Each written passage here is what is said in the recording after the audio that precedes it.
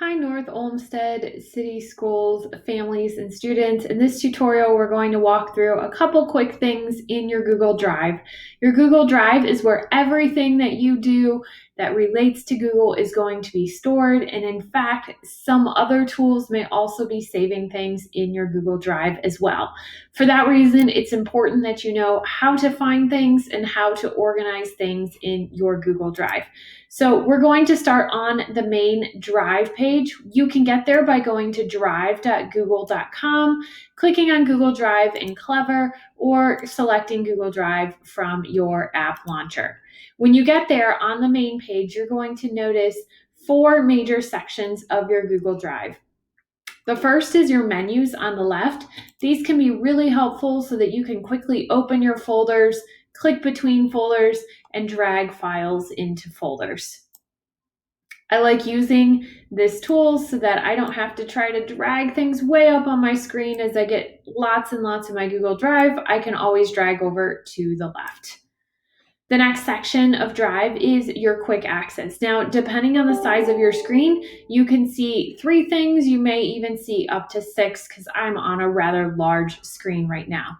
These are the last 6 things that I have accessed in this Google Drive.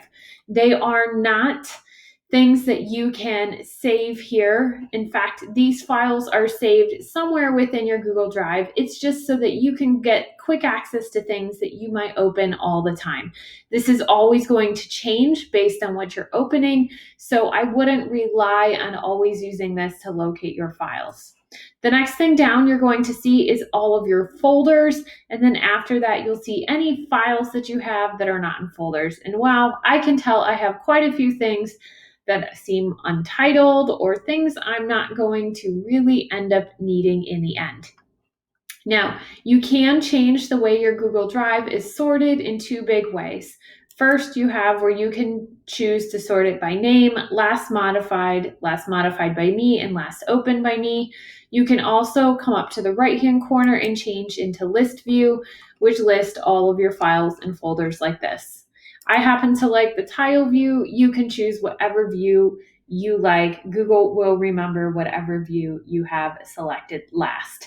Now, let's talk about our files in Drive. We have some different options. We can right-click on a file to remove it.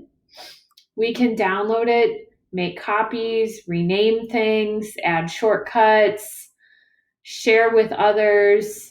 Lots that you can do. You can even drag it into another file. Now, I have a lot of things here that I don't want to save, so as wonderful as these dog pictures are, I'm going to remove them because I don't need them in my Drive. Going to right click and remove quite a few things. If I find something I need, I can drag it into a folder. If I don't have a folder, I can come up and click New and select Folder. I may even just want to call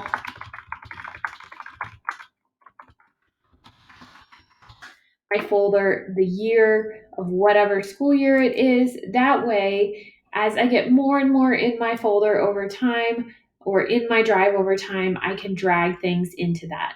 Talk with your friends, talk with your teachers, talk with your family about what might be best for organizing all the things that you have in your Drive, especially anything that you might want to hold on to once you graduate or perhaps if you switch schools.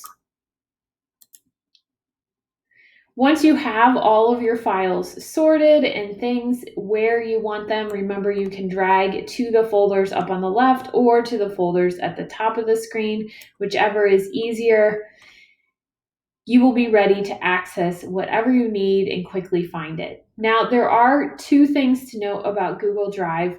The first we're going to talk about is the Classroom folder. Everything you do in Google Classroom is automatically put in a folder based on the name of the classroom. And then within here, I can see all of my files from that specific Google Classroom. This is great because any of those templates that you might do, just in case if it accidentally gets removed from your assignment or for some reason your teacher can't find it, you can go into your Classroom folder, locate that class, and hopefully locate the file that you need. Now, the other really important thing to note is how to search Drive. At the very top, there is a drop down. And you have the ability to sort all different parts of your drive. You can even sort the type of file that you might be looking for. You can sort by owner or by location. You can sort the date modified, or if you don't remember what you called it, you can even search for a file that has certain words in it. Doing all this will help you find what you need and get it to the right place.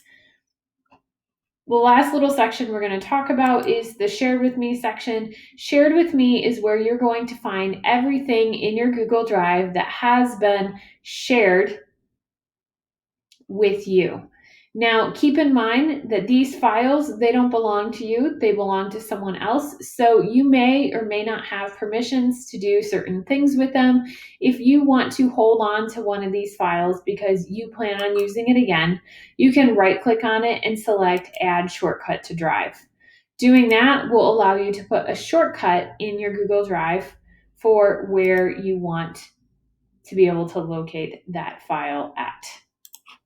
If I head back, I can now see here's that shortcut. That's why I have a little arrow here. This file doesn't belong to me, but I have a shortcut into it because it was shared with me. If you have any other questions about organizing your Google Drive, be sure to first check with your teacher. And if your teacher doesn't know, I'm sure that they can reach out to technology for further support.